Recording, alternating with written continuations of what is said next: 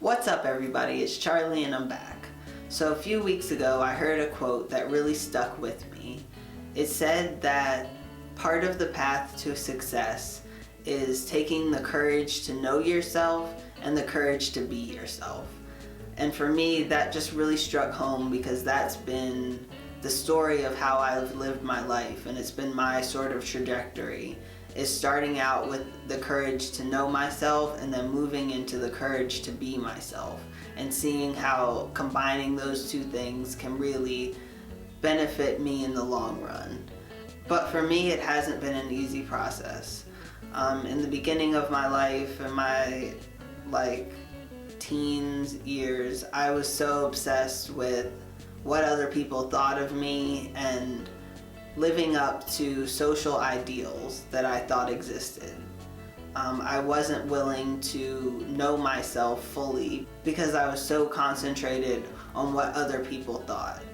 And it wasn't until I started to realize the different identities that I hold that I could really start to know myself. And instead of obsessing what people thought of me, instead to learn and grow with people who are similar to me because I first knew myself.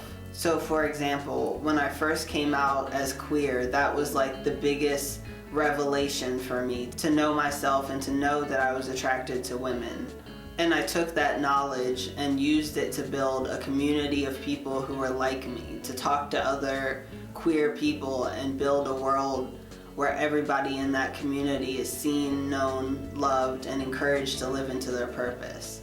So that was sort of the first step for me. I had to know myself to be able to create these experiences that I wanted to experience.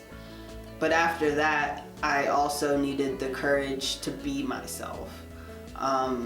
In the midst of finding community and interacting with people who shared my point of view, it was still so easy for me to slip back into my old patterns of wanting other people to validate me or wanting to be in a space where I wasn't out of the norm, even for this smaller clique.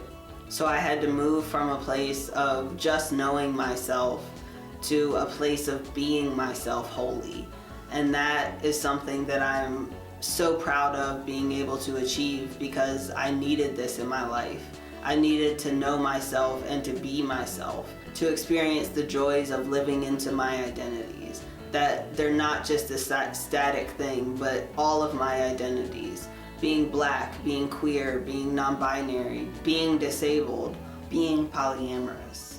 All of those things make up who I am.